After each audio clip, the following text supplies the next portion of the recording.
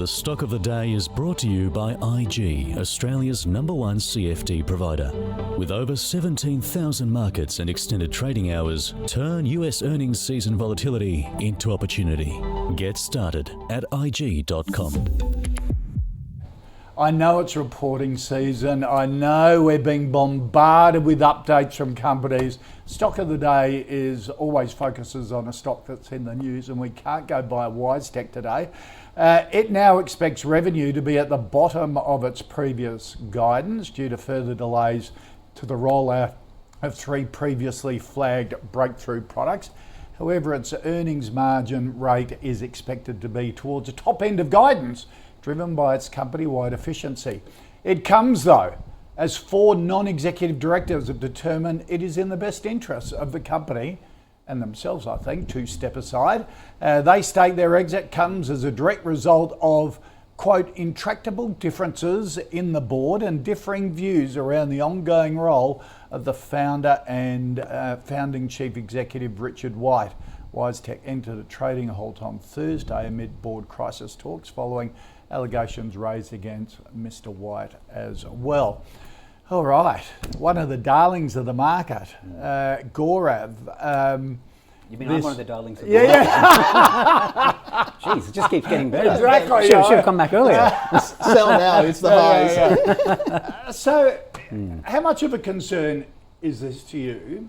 Obviously, the business, margins are still high, earnings guidance is going to be at the top end.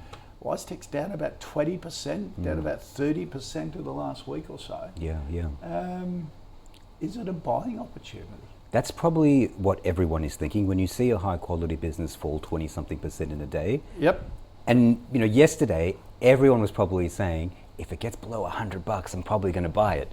Well, it's this is the problem with having these sort of arbitrary targets, because the price changes on news, and news changes prospects. So you can't really have a price in isolation of what's happening at the time. One of the largest red flags for me is fighting between the board and the CEO. I think that's really damaging.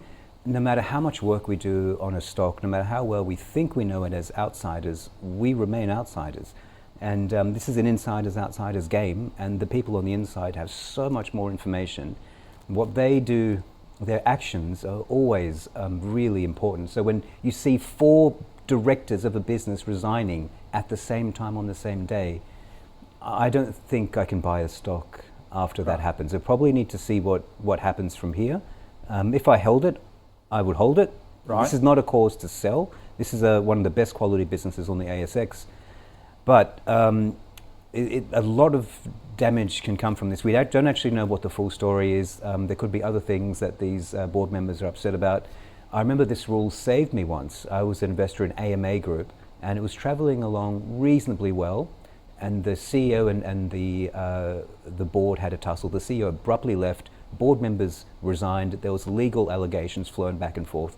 We automatic sold the position, and that stock is down 90% since then. Right, wow. So these rules are there to protect for that kind of outcome. I'm not suggesting that's going to happen here, but I would be careful about jumping in.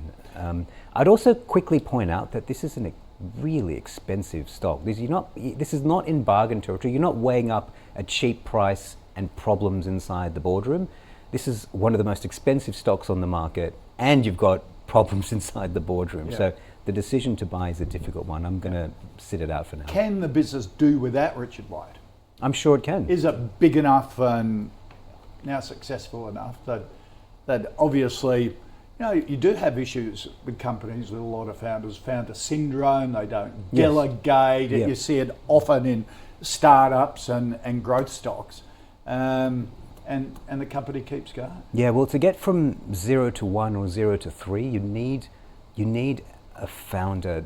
No one does it better than a founder. That initial startup phase. But this is a $40 billion business. We are well and truly past that phase. The margins that this business earns are now world class. The scaling is finished. It's now just signing up more customers, collecting more revenue. I think this is now a business that can probably be run by professional management. Yeah. It'd be nice to have the founder there, but I don't think it's necessary to have him there. But founders have to change too, don't they? Go from startup or small scale and Yes. understand when you get bigger, there are governance issues. Yes. That, As we're finding with MinRes, right? Yeah. But, Yeah. Flight Centre, Yeah. Turner seemed to change. Nick Scarley, a lot of founders do make the change, don't they? And say, okay, the market expects more of me. When Steve Jobs died, everyone was concerned Yes. about how Apple would go.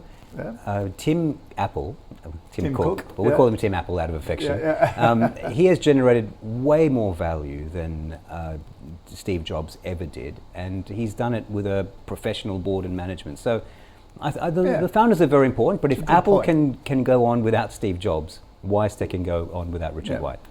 Nathan? That pretty much answers the question, right? I mean, the founders are needed at the early stage because there's a lot of volatility. And I mean, think of Amazon, Bezos back in the day, they went almost bust a number of times. And the founders are the people who have the trust in the business model to hang around and work hard and get it through that cycle. I think that's important. But once you get to a scale, and you can't say WiseTech is not at scale, right? It's huge. So it's at scale. It's trading at 100 PE. I mean, I'm not going to the exact number because why bother? Once you pass once you're in triple figures. Once you're in triple figures, it really doesn't matter. So it can collapse 20% and still be extremely expensive, right? Yeah. But it's good quality. It's got the scale. It's a dominant player.